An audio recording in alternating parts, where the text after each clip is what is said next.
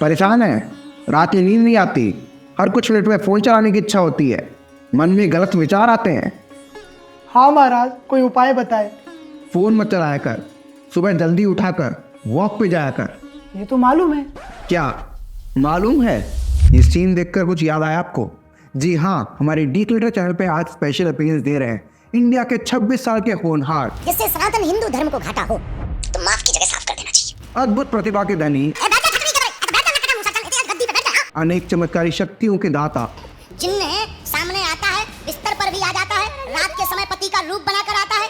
आपके पति का नाम देवेश है, गंदी हरकत नहीं करेगा और इसको जो है प्रदीप नाम के व्यक्ति ने करवाया है, उससे आप परिचित हो, सावधान रहना। आशीर्वाद एवं तंत्र मंत्र कलाएं में निपुण ओम राम और तेज मारो। The one and only fraud बाबा धीरेंद्र शास्त्री। निवेदन है सब हिंदू एक हो जाओ और पत्थर मारने वालों के घर पर बुलडोजर चलवाओ। जी हाँ, धीरेंद्र भैया के पास शक्तियां तो बहुत है, लेकिन कोई चमत्कार करने की नहीं, पर लोगों को बेवकूफ बनाने की। धीरेंद्र भैया के किस्से अनेक हैं। ये दावा करते हैं कि अपने पावर से कैंसर भी क्योर कर सकते हैं।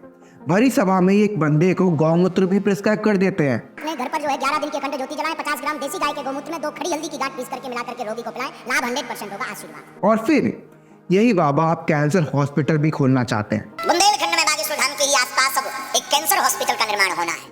क्यों भाई, गौमूत्र का काम नहीं आ रहा? अब खुद को भगवान का सेवक बताते हैं और इनका खुद का सगा भाई खुलेआम कट्टा लहराता है। खुद तो कहते हैं कि कोई भी पैसा चार्ज नहीं करते, लेकिन 3.5 करोड़ तक चार्ज करते हैं एक एक सत्संग का। था या फिर पूरा जो रखते हैं ना, हाँ उसका ओवरऑल बजट जाता है 2.5-3 तक जाता है। क्यों? क्योंकि धीरेंद्र भैया को तो चार्टर प्लेन से चलने की आदत है ना।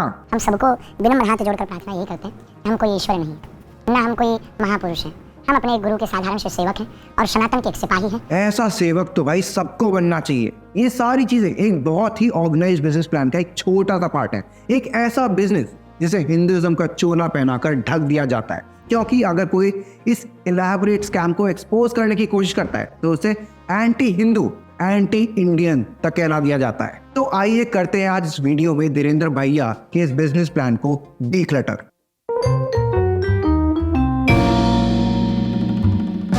Dhirendra Shastri, whose actual name is Dhirendra Krishna Garg, was born in Gada village of Chhatarpur district, which is in MP. Dhirendra के दादाजी सेतुलाल गर्ग इस एरिया के पंडित का काम करते थे और उन्होंने ही हनुमान जी की एक मूर्ति रखवाकर वहाँ पूजा स्थापना की थी। अपने दादा के साथ रहते हुए धीरेंद्र भी उनके साथ पूजा करने में बैठ जाते थे और धीरे धीरे धीरेंद्र कृष्ण गर्ग से उसने अपना नाम धीरेंद्र शास्त्री रख लिया। शास्त्री यानी कि शास्त्र जानने वाला। तो भाई ने खुद को खुद से ही टाइटल दे दिया, कोई पढ़ाई लिखाई नहीं, शास्त्र जानना, अरे वो इम्पोर्टेंट थोड़ी ना है। यार मैं सोच रहा हूँ कि मैं भी अपने नाम के आगे डॉक्टर लगा दूं। एंड इससे पहले कि आप लोग कमेंट सेक्शन में ये लिखने लगे कि पंडिताई के लिए कब से एजुकेशन कंपलसरी हो गई, तो मैं आपको बता देना चाहता हूँ कि इंडिया में कई ऐसे इंस्टीट्यूशन हैं जहाँ पर वेद शास्त्र की पढ़ाई होती है। वैसे तो जब आप इस वीडियो के एंड तक पहुंचेंगे तो आपको खुद पता लग जाएगा कि हमारे धीरेंद्र भैया को कितना शास्त्र का नॉलेज है। अब वापस आते हैं हमारे हीरो भैया धीरेंद्र पे। अरे भैया को ऑनलाइन शादी का प्रपोजल आ रहे हैं तो इनको हीरो ही तो बोलेंगे ना। इन्होंने विचित्र का कमेंट किया है, गुरुजी मैं आपसे शादी के लिए अर्जी लगाई थी, आपने आप सपने में बालाजी आए थे, तो क्या पक्का समझे? बिल्कुल ना समझे।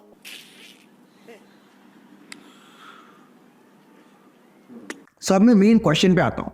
ऐसे तो इस सेल्फ प्रोक्लेम बाबा इंडिया के गनी गनी में, तो धीरेंद्र भैया के केस में ऐसा क्या होता है जिससे उन्हें इतनी ज्यादा पॉपुलैरिटी मिल जाती है और हमारे पीएम खुद इनसे मिलने आते हैं? इसके पीछे 3 बड़े रीजन है। पहला है the location where Dhirendra Shastri is based on. He belongs to Garha village of Chhatarpur district. पूरे एमपी में छतरपुर की literacy rate is one of the lowest. It is just 64%. Low literacy rate along with superstition makes the place best breeding ground for such activity. Madhya Pradesh में शुरू से ही बाबा और अंधविश्वास का बोलबाला रहा है। सिंपल वर्ड्स में कहें तो स्टेज ऑलरेडी सेट था, बस हमारे धीरेंद्र भैया को परफॉर्मेंस देनी थी। धीरेंद्र इस चीज का पूरा फायदा उठाते हैं एंड कम पढ़े लिखे लोगों को बहुत ही जल्दी अपने सो कॉल्ड चमत्कार से इन्फ्लुएंस कर देते हैं। अगर ये सेम चीज वो इंडिया के किसी और कोने में करते, किसी मेट्रोपॉलिटन सिटी में करते जैसे दिल्ली, मुंबई, बैंगलोर, तो he would have failed miserably as the people here are educated and have no time for such chamatkar. दूसरा, the efficient use of social media. पहले के टाइम पे all of the so called babas had to spend a lot of time to build a fan base. उन्हें अलग अलग जाकर लोगों से कनेक्ट करना पड़ता था बिकॉज इंटरनेट का penetration in rural India was next to zero. But अब आप पूछेंगे कि मैं रूरल इंडिया पे इतना एम्फेसिस क्यों कर रहा हूँ? It is because of 3 things. पहला, द लिटरेसी रेट बीइंग लो। लोगों के पास वो थॉट प्रोसेस डेवलप नहीं होता है so that they can call out people like Dhirendra. दूसरा, it is the limited exposure that rural people have to the outside world. गांव में अगर आप एक स्किल्ड म्यूजिशियन भी ले आओगे तो आपको अच्छे से लोगों को चुना लगाने में कोई दिक्कत नहीं होगी। आप इजीली अपने आप को गुरु डिक्लेयर कर सकते हैं and the people would support you as well. Concepts like hypnosis, mentalism are seen as चमत्कार इन रूरल इंडिया, जिसकी वजह से धीरेन्द्र भैया जैसे लोग काफी इजीली बाकी लोगों को मैनिपुलेट कर सकते हैं। Third is the prevalent stories of mysticism, भूत प्रेत एंड डायन इन रूरल इंडिया। इंडियन विलेजेस में पुरानी परंपरा और बिलीफ बहुत ही स्ट्रांग होती हैं। कई जनरेशन से लोग घोस्ट एंड विचक्राफ्ट की कहानियां सुनते आ रहे हैं जो उनके दिमाग में बैठ जाती हैं एंड ऑब्वियसली जो चीजें समझ नहीं आती इंसान उनसे डरता है। गांव में मेडिकल फैसिलिटीज और प्रॉपर इन्वेस्टिगेशंस की कमी के कारण जब कोई बीमार पड़ता है या कुछ अजीब होता है तो लोग उसे सुपरनैचुरल फोर्सेस का काम समझते हैं। But thanks to Jio, internet का पेनिट्रेशन रूरल इंडिया में बहुत तेजी से बढ़ा, जिसका धीरेन्द्र भैया की टीम ने पूरा फायदा उठाया। यूट्यूब से फेसबुक तक, इंस्टाग्राम से लेकर यूट्यूब शॉर्ट्स तक, हर तरफ धीरेन्द्र भैया के फैन एडिट्स दिख ही जाएंगे। हिंदुओं से भी यही प्रार्थना करूंगा, भाला तुम्हें किसी मारने के लिए लेने के लिए नहीं हम कह रहे हैं, अपने पास तमंचा जरूर रखो, अपने पास भाला जरूर रखो। मारना नहीं है, हाँ जरूरत लगे तो प्लीज। तुम्हें बाप की सौगंध है। कुछ भी कहो, धीरेन्द्र भैया के सोशल मीडिया मैनेजर को पैसे तो मिलने चाहिए।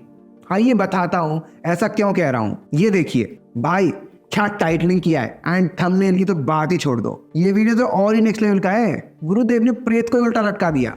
वाह भाई वाह, क्या क्लिकबेट है। एंड इससे पहले आप भी वो वीडियो देखने चले जाए। जी नहीं, हमारे सो कॉल्ड गुरुदेव ने ऐसा कुछ भी किसी को भी उल्टा नहीं लटकाया। धीरेन्द्र भैया के इंस्टाग्राम पे 3.5 मिलियन फॉलोअर्स हैं। एडिटर, कुछ सीखो भाई इनसे। The third and most important reason behind Dhirendra's growth is the political backing. इस पॉइंट के पीछे की हिस्ट्री काफी इंटरेस्टिंग है। एमपी अर्ली 2000s में बीजेपी का स्ट्रॉन्ग होल्ड रहा। 2003 से लेकर 2018 तक एमपी में बीजेपी की सरकार थी, बट 2018 में फेरबदल होता है एंड कांग्रेस की सरकार बनती है एंड कमलनाथ बनते हैं एमपी के CM. But his happiness was short lived and Congress की सरकार 1 साल में ही गिर जाती है एंड फिर होता है फ्रेश इलेक्शन का अनाउंसमेंट। मध्य प्रदेश में बीजेपी बिल्कुल आगे है और 23 सीटों पे बीजेपी आगे है, सिर्फ 3 या 4 सीटों पे कांग्रेस पार्टी आगे है। अब आप बोलेंगे कि ये सबसे धीरेन्द्र भैया का क्या लेना देना है, तो आइए आपको कराते हैं डॉट्स कनेक्ट। यहाँ से वीडियो के स्टार्टिंग में हमने बताया था कि बिकॉज रूरल इंडिया में एजुकेशन एंड अवेयरनेस की कमी है, which is why people in this area can be easily manipulated and expected. उसके maximum followers Chhatarpur and adjoining district से ही आते हैं। Now imagine yourself as a politician and you have 50 crores at your disposal. अब आपको इस 50 करोड़ से election जीतना है and you have limited time, that is of 3 to 4 months. So क्या करेंगे आप उस 50 करोड़ का? Education, healthcare and infrastructure में लगाएंगे, which would take at least 2 to 3 years to complete and require at least 500 crore. या फिर आप एक ऐसे सेल्फ प्रोक्लेम बाबा का support ढूंढोगे who has the support of voters in his respective area. Obviously the second option, पैसे भी कम लगेंगे और वोट्स भी कंफर्म हो जाएंगे। अब समझ में आया। 2023 में एमपी के स्टेट इलेक्शंस में दोनों ही पार्टीज ने धीरेन्द्र भैया को पुरजोर यूज किया। वोट आने से मतलब है कैसे भी आए, किसको फर्क पड़ता है भाई। And with each passing day Dhirendra भैया को इस नई दवा से पावर मिलती गई एंड ये दवा थी रिलीजन, पॉलिटिक्स एंड सुपरस्टिशन का डेडली बट इफेक्टिव मिक्सचर। उठा पटक कर इसकी और मारा जाए। हट! कैसा पी रहा है ठटरी के बड़े। इस फुटेज को देखने के बाद आपको ये लगने लगेगा कि क्या लोग इतने बेवकूफ हैं कि इस सबको भी सच मान रहे हैं when it is clearly visible कि भैया मस्त एक्टिंग पेल रहे हैं। Well, I can figure it out and you can figure it out too. But जिन लोगों को बचपन से यही बताया गया है कि all of this is true, उनके पास क्वेश्चनिंग एबिलिटी ही नहीं बचती। For them, it's a part of their identity, which they cannot part with. आइए थोड़ा और डिटेल में समझते हैं इस चीज को। देखो, we all know that life is unpredictable. जब उन्हें लगता है कि कोई बड़ी पावर उनका ख्याल रखेगी तो उन्हें सुकून मिलता है। उस बिलीफ को पकड़ लेते हैं, क्योंकि उस बिलीफ से लाइफ थोड़ी आसान एंड प्रेडिक्टेबल लगती है। लाइफ तो रैंडम है, कभी भी कुछ भी हो सकता है। जॉब से निकलना, बीमारी, सैलरी, बच्चे स्कूल में कैसा करेंगे, हर चीज़ की टेंशन होती है। ये एक्सेप्ट करना मुश्किल होता है कि कैसे ये सब बस करके ऐसे ही हो गया, because your brain always wants to have an answer to things. अब आप पूछेंगे ऐसा क्यों है, तो इसको आंसर करने के लिए will have to divide it into 4 parts. Number 1, survival instinct. Number 2, reducing uncertainty. Number 3, cognitive efficiency, and the last one, the reward system. Survival instinct हमारा ब्रेन पैटर्न देखने और आउटकम प्रेडिक्ट करने के लिए वायर्ड है। इससे हम पोटेंशियल खतरे और मौकों का अंदाजा लगा सकते हैं, जो हमारे सर्वाइवल की चांसेस बढ़ा देता है। इवेंट्स के पीछे का क्यों समझने से हमें बेटर डिसीजन लेने की एबिलिटी मिलती है। अब इससे क्या होता है, हम एनवायरनमेंट पे ढंग से अडाप्ट कर सकते हैं। Number 2, reducing uncertainty. Uncertainty stress और एंजाइटी क्रिएट करता है। ब्रेन इस डिस्कम्फर्ट को एक्सप्लेनेशंस ढूंढ के एक सेंस ऑफ ऑर्डर स्टैब्लिश करके रिजॉल्व करने की कोशिश करता है। आंसर्स पता होने से कंट्रोल और प्रेडिक्टेबिलिटी की फीलिंग मिलती है, जो साइकोलॉजिकली वेल बीइंग के लिए बहुत ज़रूरी है। Number 3 is cognitive efficiency. एक बार जब हमारा brain cause and effect relationship, यानी कि किस चीज़ से क्या चीज़ कैसे हुई, वो इस्टेब्लिश कर लेता है, वो उस इंफॉर्मेशन को फ्यूचर रिस्पॉन्सेज के लिए स्ट्रीमलाइन करने के लिए यूज़ कर सकता है। इससे कॉन्स्टेंट रीइवैल्यूएशन की ज़रूरत कम पड़ती है, एनर्जी और कॉग्निटिव रिसोर्सेज बचते हैं। And the last one is the reward system. Answers ढूंढने से ब्रेन का रिवॉर्ड सिस्टम एक्टिवेट होता है, डोपामीन रिलीज होता है और सेटिस्फैक्शन की फीलिंग मिलती है। ये नॉलेज ढूंढने के बिहेवियर को रिइंफोर्स करता है एंड फर्दर एक्सप्लोरेशन को एनकरेज करता है। बेसिकली ब्रेन को आंसर चाहिए, चाहे वो गलत हो या सही हो। It should suffice the brains curiosity. अब पिक्चर में आते हैं दी सो कॉल्ड गॉडमैन, एंड यहाँ पर हमारे धीरेंद्र भैया। जब कोई एक्सपर्ट बन के कहता है कि ये सब स्टार्स की वजह से हो रहा है, ये भगवान टेस्ट ले रहे हैं, ये पिछले जन्म का पाप है, और रिलीजियस बुक्स की लाइन कोट करते हैं, तो लोगों को बिलीवेबल लगता है। उन्हें लगता है कि रीजन मिल गया। यही वजह है कि लोग बाबा, साधुज और गॉडमैन को फॉलो करते हैं। लोग लाइफ की रैंडमनेस और अनसर्टेनिटी हैंडल नहीं कर पाते, खास करके जब कुछ बुरा हो रहा होता है, और ज्यादातर लोग अपनी प्रॉब्लम्स के लिए किसी और को ब्लेम करना चाहते हैं। स्टार्स, स्पिरिट्स, भगवान, demons, all of the things act as punching bags, और उन्हें होप दी जाती है कि कुछ पूजा कर लो, या पैसा डोनेट कर लो, या ये कर लो वो कर लो तो सुकून मिल जाएगा। रैशनल नहीं है, पर ह्यूमन माइंड ऐसा ही है। अब ये तो हो गया psychological side of why these babas flourish so much. Now coming back to हमारे चमत्कारी धीरेंद्र भैया। वैसे कुछ भी कहो, भैया की करोड़ों की स्माइल तो है ही। तो आइए आपको भी दिखाते हैं धीरेंद्र भैया की अपरंपार लीलाओं की कुछ झलक, स्टार्टिंग विद हिज फेमस पर्ची चमत्कार। So for people who don't know Dhirendra भैया, बेसिकली ये क्लेम करते हैं ये किसी के बारे में भी सारी इंफॉर्मेशन बता सकते हैं without actually knowing that person. अब आप बोलेंगे कि ये कैसे पॉसिबल है, तो आइए दिखाते हैं इसके पीछे की ट्रिक। चलो मैं कम टू द पॉइंट। मैं एक मुस्लिम लड़की से बहुत प्यार करता हूँ। मुस्लिम लड़की से बहुत प्यार करता हूँ। लवेरिया हो गया तुम्हें। लवेरिया हो गया। फॉर कंटेक्स्ट, ये चश्मे वाले भैया आते हैं विद अ प्रॉब्लम कि उनको एक मुस्लिम लड़की से प्यार हो गया, and he wanted to know कि क्या उनकी शादी हो पाएगी विद द सेम गर्ल और नॉट। इसी कॉन्वर्जेशन में धीरेंद्र भैया आगे इस बंदे को ये आइडिया देते हैं to get the girl converted to Hinduism. नहीं, अगर आ रही हो तो आने दो। नहीं आ रही हो नहीं। अब फिर शुरू होता है धीरेंद्र भैया का पर्ची का खेल। एज यूजुअल वो उस लड़के से बातें करते हैं to know the general information about him. इससे होता यह है कि वो लड़का बात बात में लड़की का नाम बता देता है, and then Dhirendra looks at the paper and he again asks that is it the same name. अच्छा, उनका नाम क्या है? स्वालेहा। स्वालेहा। कुछ और बोलते आप? To which the guy replies, कुछ और? बब्बू बब्बू बेटू, ये नॉर्मल्स।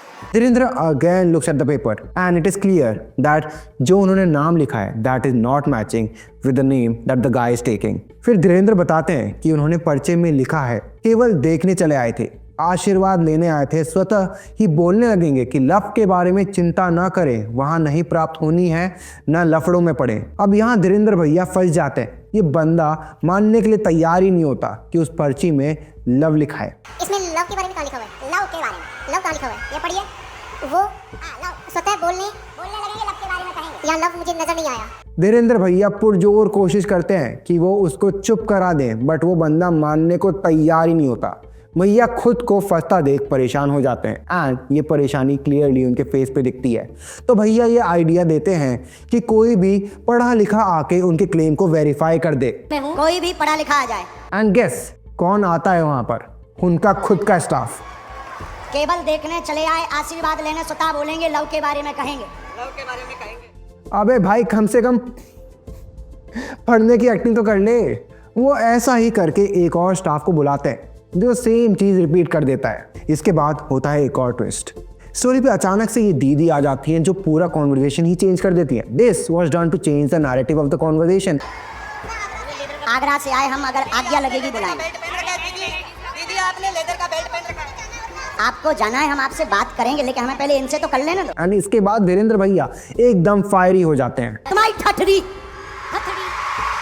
नक्कटा तोरी ठठरी।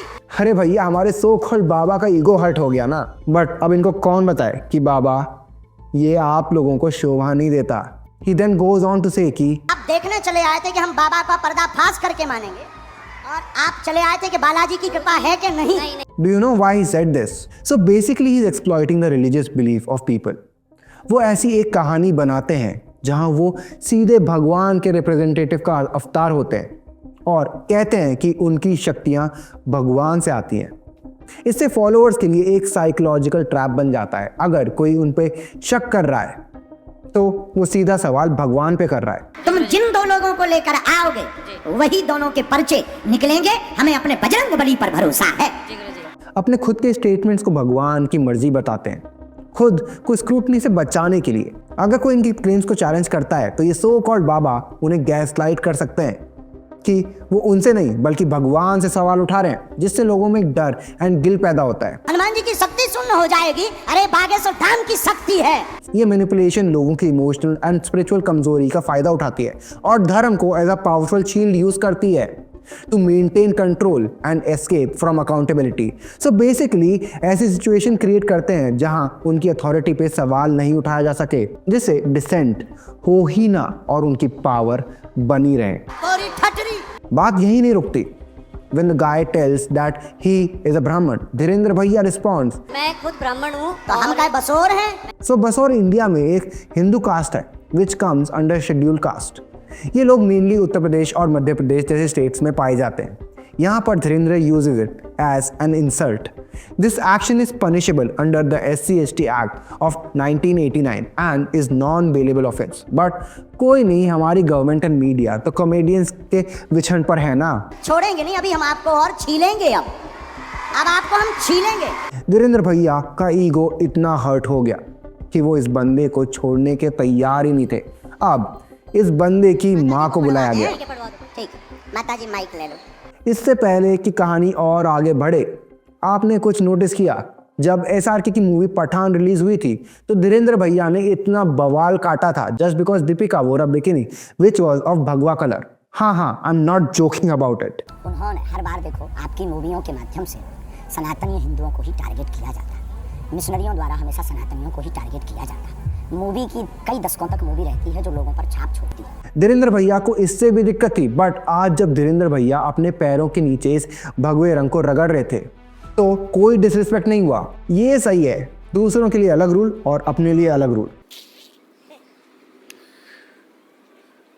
Coming back to the video, अब होती है लड़के की माँ की एंट्री।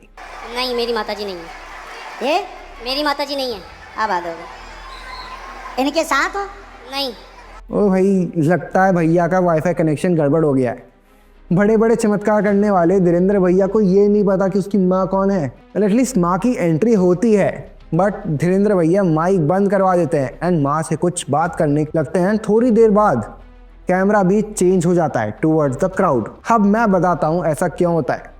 ये पहले उसकी माँ से सारी जानकारी ले लेते हैं and then camera angle change करवाते हैं, उस पर्चे में नई इन्फॉर्मेशन ऐड करते हैं जिससे ये इनका झूठ न पकड़ा जाए। एंड ये चीज़ बहुत ही क्लियरली विजिबल है, आप यहाँ इस पर ध्यान से देख सकते हैं। ये पहले नहीं था, इसको बाद में ऐड किया गया है। एंड मैं आपको बताता हूँ कि ये एक्चुअली लिखा कब गया था। इसको देखिए, just and after the heated argument Dhirendra भैया started writing stuff and by the movement of his pen ये क्लियरली विजिबल है कि इन्होंने कुछ वर्ड्स ऐड किए हैं, love being one of them. भाई कितना ही डिटेल स्ट्रैटेजी है to fool people. Next episode होता है जब मोजो स्टोरी के रिपोर्टर उनकी इस चमत्कार को कवर करने के लिए आते हैं। तब धीरेन्द्र भैया ये क्लेम करते हैं कि उन्होंने ये चीज पहले से लिख रखी थी। एक व्यक्ति परीक्षा लेने आएगा, बीच में टोकेगा, बदतमीजी करेगा, नालायक है, उसको बुलाने की आवश्यकता नहीं, ठिकाने लगा भी देना है। आशीर्वाद। अब भाई एक बात बताओ, इसमें भी कोई स्पेसिफिक बात नहीं थी, जस्ट अ जनरल यापिंग कि कोई आएगा, परीक्षा लेगा, बीच में टोकेगा। अरे भाई अगर कोई इन्वेस्टिगेट करने आएगा तो ड्यू डिलिजेंस करेगा ही ना, या सिर्फ धीरेन्द्र भैया का नाम जपता रहे। इस पर्चे में एक भी जानकारी ऐसी एक्सक्लूसिव नहीं है जो धीरेन्द्र कृष्ण शास्त्री की टीम को मैंने या मेरी टीम ने एक दिन पहले नहीं बताई थी। एक ही चीज थी जो स्पेसिफिक थी, वो था चैनल का नाम। और टीम मोजोस्को से आएगा, पर्चा नहीं देना, नकटा। वो भी भैया ने गलत बोल दिया। ये लाइन में मोजो स्टोरी, जिसका नाम भी वो सही से नहीं लिख पाया, मोजोस्कोप ही लिखा क्योंकि उनको पता नहीं था। अब इस केस को देखिए। नहीं था कि आपसे मिल पाऊंगी। क्या प्रश्न है, बोलो। मेरा एक ही प्रश्न है, मेरे बच्चे को ठीक कर दो बस। अब क्या ऑटिज्म बता दिया है। धीरेन्द्र भाई के पास एक लेडी आती है एंड उसके गोदी में एक लड़की थी जो उछल कूद कर रही थी। धीरेन्द्र भाई उसको देख के गेस मारते हैं कि बच्चे से रिलेटेड कोई दिक्कत होगी, बट धीरेन्द्र भाई फिर से रॉन्ग नंबर मिला देते हैं। बेटी मंदबुद्धि की है। बेटी तो ठीक है। और बालक को, बेटी तो ठीक है। और बालक को, ये बालक को वह पागलों जैसी हरकत करता है, आउट ऑफ कंट्रोल रहता है। बेटी पर कृपा होगी। धीरेन्द्र भाई बेटी को ही मन बुद्धि बोल देते हैं, जबकि वो लेडी धीरेन्द्र भाई को करेक्ट करके ये बताती हैं कि बेटी में नहीं बट बेटे को दिक्कत थी। शादी का 4 साल हुआ, हमारे पति जो है और लड़कियों से संबंध रखते हैं, चोरी डकैती छिनैती सब करते हैं और हमारे तलाक की अर्जी डाल दी। मेरे माँ बाप बहुत पैसा लेकर मेरी शादी की है, लेकिन कोई सुख नहीं। नजदीक आओ आप। इस वीडियो को देखिए, यहाँ पे दीदी बहुत ही क्लियरली बोलती हैं कि शादी माँ बाप ने कराई, यानी कि अरेंज मैरिज, बट आप दोनों ने भी लव विवाह किया था, इसलिए जो ब्याह टिको नहीं है। हाँ या ना? घर वालों के बिना सहमति के आप लोगों ने कोर्ट मैरिज जो है की थी, बिना सहमति के। धीरेन्द्र भाई मानने को तैयार ही नहीं थे। कोर्ट मैरिज जो है की थी बिना सहमति के। हाँ, नहीं, लव विवाह ही किया और कागजी ही करवाया। हाँ। यही साबित करना चाह रहे थे कि वो गलत है। मेरा पति माफिया, मेरा पति गुंडा, मेरे पति के बारे में कुछ नहीं बोला, मेरे बारे में झूठ में बोल दिया। भाई मतलब जबरदस्ती भी मनवा लो ना, अलग ही दादागिरी चल रही है। हमने जब इनके इवेंट्स पे और रिसर्च किया तो हमें एक और मजेदार चीज पता चली। इस इंसान को गौर से देखिए। धीरेन्द्र भैया इसे भीड़ में से निकाल के ले जाते हैं और इसका भूत ट्रीटमेंट करते हैं।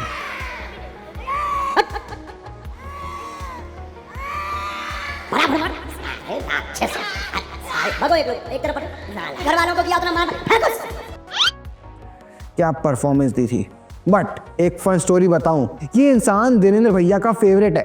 जानते हैं मैं ऐसा क्यों बोल रहा हूं? ये देखिए, सेम बंदा, different location but same acting. एक वो जो अविनाश, एक लाल टी शर्ट वाला एक जो बालक यहाँ खड़ा होगा, इसको तो हाँ, इसको पकड़ के बुलवाओ जहाँ भी। अरे गुंडाई है कहते हैं। अब भैया के चमत्कार भी इतने हैं कि क्या ही बताएं। जी हाँ, धीरेन्द्र भैया के पास एक ये भी टैलेंट है।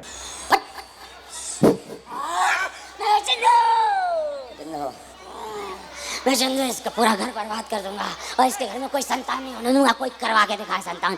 कुछ नोटिस हुआ? नहीं? अरे भाई एडिटर फिर से दिखाओ यार। भाई ये कौन सा 21st सेंचुरी का अपडेटेड भूत है? इसको मालूम है कि माइक उठाकर बात करनी होती है। धीरेन्द्र भैया के शरण में आने वाले भूत भी अजूबे ही हैं। जैसे इसको देखिए, इतनी चहल पहल कर रहा है बट फिर भी भूत को अपनी इज्जत प्यारी थी। उसे डर था कहीं इसकी पैंट ना फिसल जाए।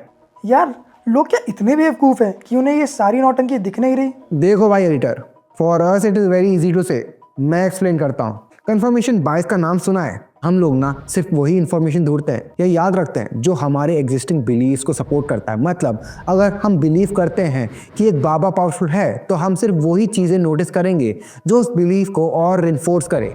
जैसे अगर बाबा ने कुछ कहा है और वो कोइंसिडेंटली सच हो गया तो हम उसको याद रखेंगे और मान लेंगे कि बाबा में पावर है। लेकिन अगर कुछ गलत हो गया तो हम उसको इग्नोर कर देंगे या कोई एक्सक्यूज ढूंढ लेंगे। बाबा का इंटेंशन तो सही था या हमारी भक्ति में कमी थी टाइप के एक्सक्यूजेस बना लेंगे। और जब बाबा के फॉलोअर्स स्टोरी शेयर करते हैं तो वो सिर्फ वही स्टोरीज बताएंगे जो बाबा की पावर दिखाएं। नेगेटिव स्टोरीज या डाउट्स को सरप्रेस कर देते हैं। इससे क्या होता है, हमारे दिमाग में सिर्फ पॉजिटिव रिइंफोर्समेंट होता है और हमारे बिलीफ और स्ट्रांग हो जाते हैं। फिर अगर कोई बाबा को क्वेश्चन करता है तो हम उसको अटैक करने लगते हैं, तुम्हें क्या पता बाबा के बारे में, या तुम नेगेटिव सोच रहे हो, बोलकर चुप कर देते हैं लोगों को, क्योंकि हम अपने एग्जिस्टिंग बिलीव्स को चैलेंज नहीं करना चाहते। बेसिकली कंफर्मेशन बायस हमें ब्लाइंड फेथ में फंसा देता है। हम सिर्फ वही एविडेंस देखते हैं जो हमारे बिलीफ को सपोर्ट करे और अपोज करते हैं उस चीज़ को जो हमारे बिलीफ को सपोर्ट नहीं करता। इसीलिए फेक गवर्नमेंट का बिजनेस चलता रहता है। लोगों को क्रिटिकल थिंकिंग और ओपन माइंड रखना बहुत जरूरी है, तभी कंफर्मेशन बायस से बच पाएंगे। अगर आप इनके वीडियोस देखना स्टार्ट करेंगे तो ऐसी हजारों चीजें मिल जाएंगी which would make you realise that all of this is a scam. और एक दिव्य दरबार सेशन में धीरेन्द्र शास्त्री ने एक आदमी और उसके बच्चे को स्टेज पे बुलाया। शास्त्री आदमी से रोते हुए न आने को कहता है और साथ ही एक नोटपैड में कुछ लिखता है। फिर वो दिखावा करते हैं कि उन्हें आदमी के बारे में कुछ नहीं पता, उनकी तकलीफों के बारे में कुछ नहीं पता। पहली बार आए? पहली बार। हमसे पहली बार मिल रहे हैं? जी हाँ, पहली बार। पहले से यहाँ किसी को नाम लिखवा या पता या अर्जी या परेशानी बता तो नहीं दी? नहीं। किसी ने पूछी तो नहीं? नहीं। मूर्ख तो नहीं बन रहे? नहीं। प्रश्न पूछो। और फिर जब ये आदमी बताता है कि उसके बेटे को कैंसर है, फिर शास्त्री जी अपनी ऑडियंस को देखते हैं और उसके बाद वो नोटपैड दिखाते हैं कि सारी प्रॉब्लम्स लिखी हुई हैं पहले से। बढ़िया। स्वास्थ्य ठीक, क्या नाम है इसका? देवांग से। बढ़िया। स्वास्थ्य ठीक नहीं, कैंसर, ब्लड कैंसर बना, पूरे शरीर में दिक्कत, 2018 से हैरान है। हाँ या ना? हाँ। यही लिखा। हाँ। रोगी पर तंत्र विद्या की गई, देवांग नाम है। पीलिया रोग भी साथ में बना हुआ है। हाँ। पीलिया भी तीसरे स्टेज पार कर गया है, कीमो आदि करवा चुके, दवा में लाभ नहीं हुआ है। अर्जी लेकर आए हैं कि ठीक कब तक होगा? 3 वर्ष का समय लगेगा, बालाजी कृपा करेंगे, आशीर्वाद है। उनके फाइंडिंग के अनुसार बच्चा ब्लड कैंसर से लड़ रहा था और जॉन्डिस से भी। कीमोथेरेपी हुई थी पर कुछ फायदा नहीं हुआ। पिता सारी बातों को मान लेता है। एक और अजीब स्यूडो साइंस का केस में शास्त्री डॉक्टर की दवाइयों के साथ 50 ग्राम गौमूत्र और हल्दी का मिश्रण प्रिस्क्राइब कर देता है। 50 ग्राम देसी गाय का गौमूत्र लेना है, 2 खड़ी हल्दी की गांठें पीस करके डाल देनी है, खाली पेट उबाल करके बालक को पिलाना है। Yes, you heard it right. गौमूत्र से कैंसर क्योर हो जाएगा।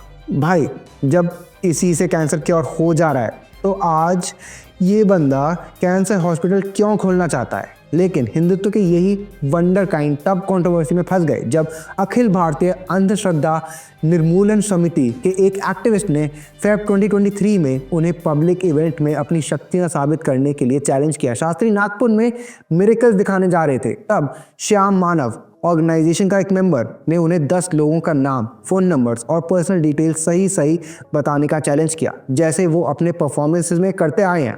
कैच क्या था? इस बार मानव लोगों को चूज करते। एक पंच कमेटी जो तटस्थ होगी उनके सामने ये कंडक्ट किया जाएगा। फॉर्ड एंड प्रूफ कंडीशंस के अंदर ये होगा ताकि कोई भी जानकारी आप तक ना पहुंचे, इस ढंग की व्यवस्था की जाएगी। और ऐन वक्त पर 10 आदमी आपके सामने हाजिर किए जाएंगे। उनके नाम, उनके पिताजी के नाम, उनकी उम्र और फ़ोन नंबर आप बताइए। और बाजू के ही रूम में जहां ये कंडक्ट किया जाएगा पत्रकार भवन में, उसके बाजू के ही रूम में हम 10 चीज़ें रखेंगे जिसका बाकायदा वीडियो रिकॉर्डिंग होगा और वो भी आप अपने दिव्य शक्ति से जानिए और बताइए। अगर शास्त्री सफल तो उन्हें 30 लाख रुपए मिलते। शास्त्री ने हाउएवर पार्टिसिपेट ही नहीं किया, उल्टा उन्होंने अपना 8 दिन का प्रोग्राम बीच में ही खत्म कर दिया और नागपुर से भाग गए। इसके बाद मानव को जान से मारने की धमकियां मिली। कहा जाने लगा कि उन्हें दूसरा नरेंद्र दाभोलकर बना दिया जाना चाहिए, जो उनके को फाउंडर और कॉमरेड थे, जिनका दिन दहाड़े मर्डर हो जाता है। इसके बाद मीडिया आउटलेट एबीपी ने जल्दी से शास्त्री की एबिलिटीज पर सारे डाउट्स क्लियर करने का जिम्मा उठा लिया। एबीपी के एक रिपोर्टर को स्टेज पर रैंडमली बुलाया गया जब शास्त्री ने माइक में अपने अंकल का नाम अनाउंस किया। फिर शास्त्री ने जर्नलिस्ट के बारे में पर्सनल डिटेल्स रिवील किए और जर्नलिस्ट बार बार मान रहा था कि शास्त्री को पहले ये इन्फॉर्मेशन नहीं पता थी और कोई तरीका भी नहीं था इस चीज का। क्या बता सकते हो? अब आप पत्रकारों ने जिनके चाचा का नाम भृगुनाथ तिवारी हो, वो आ जाए। आपके चाचा का नाम भृगुनाथ तिवारी? जी, मेरे चाचा का नाम भृगुनाथ तिवारी है और वो भोपाल में रहते हैं, अभी मथुरा में है। शास्त्री ने जर्नलिस्ट की नीस का नाम बताया और ये भी बताया कि उनके भाई ने रिसेंटली एक घर खरीदा है। क्या तुम्हारे भाई ने अभी मकान बनवाया है? जी, गृह प्रवेश किया है 2 दिन क्या पहले। तुम्हारी भतीजी का नाम अभिषी है?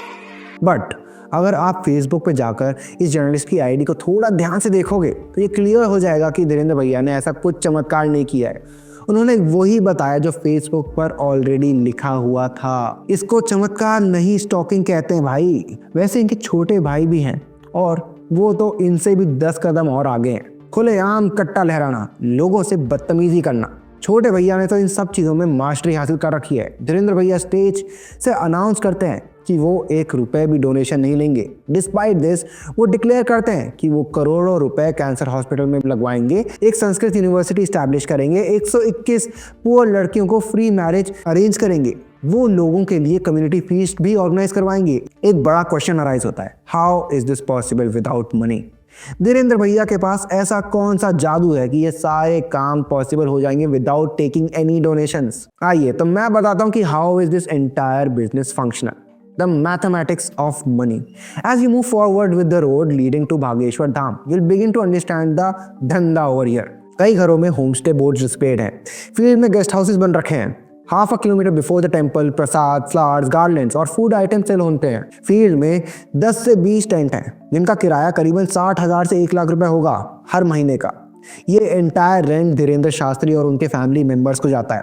यहाँ एक श्री यंत्र 5100 रुपीज में अवेलेबल है जो धीरेन्द्र शास्त्री खुद एंडोर्स करते हैं। इट इज क्लेम कि ये यंत्र पॉवर्टी प्रिवेंट करता है। ये यंत्र जिसका कॉस्ट 200 रुपीज है 5100 रुपीज में सेल हो रहा है। मेरे को भी चाहिए अब तो ये यंत्र।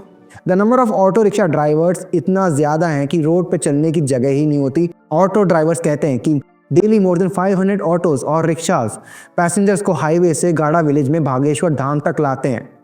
किराया 20 रुपए पर पैसेंजर फिक्स्ड है। ईच ट्रिप के लिए ऑटो ड्राइवर्स को 20 रुपए पार्किंग चार्जेस भी देने पड़ते हैं। एक ऑटो ड्राइवर ने दिन में करीबन 10 राउंड मारने का होता है। इस तरह उसे 200 रुपए पार्किंग के लिए पे करने पड़ते हैं। एडिशनली यहाँ पर 1000 से ज़्यादा कार और बसेस रोज आती हैं। अकॉर्डिंग टू इनिशियल एस्टिमेट सिर्फ पार्किंग से डेली कलेक्शन 50,000 से 1 लाख रुपए तक हो जाता है। The highest earnings Tuesday and Saturdays को होती हैं। ग्राम पंचायत के पार्किंग कॉन्ट्रैक्ट के लिए टेंडर इशू होता है जो कि धीरेन्द्र भैया के कजिन लोकेश गर्ग के पास है। गवर्नमेंट रिकॉर्ड्स में टेम्पल के एडजेसेंट लैंड जिसका खसरा नंबर 4852, 482, 483 और 428 है जो रिस्पेक्टिवली 0.421 हेक्टेयर, 0.388 हेक्टेयर, 0.401 हेक्टेयर और 1.121 हेक्टेयर हैं। राजनगर तहसील का गवर्नमेंट रिकॉर्ड्स में क्रिमेशन पॉन्ड और हिल के रूप में रजिस्टर्ड है। धीरेन्द्र कृष्ण शास्त्री और उनके सेवाकार्स और वॉलंटियर्स पॉन्ड को फिल कर रहे हैं और कंस्ट्रक्शन वर्क कैरी आउट कर रहे हैं। क्रिमेटोरियम में बॉडीज को क्रिमेट करने पर बैन इम्पोज कर दिया गया है।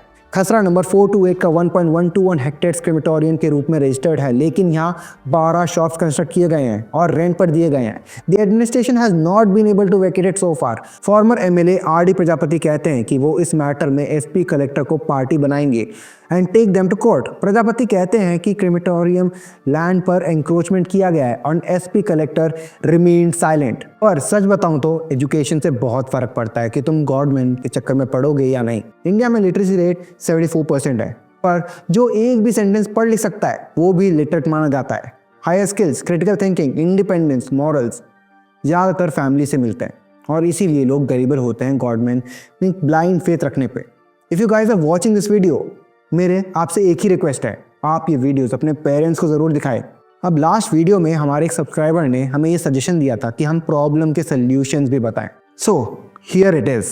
नंबर 1, एजुकेशन और क्रिटिकल थिंकिंग बढ़ाओ। सबसे पहले स्कूल और कॉलेजेस में क्रिटिकल थिंकिंग और लॉजिकल रीजनिंग पर जोर देना चाहिए।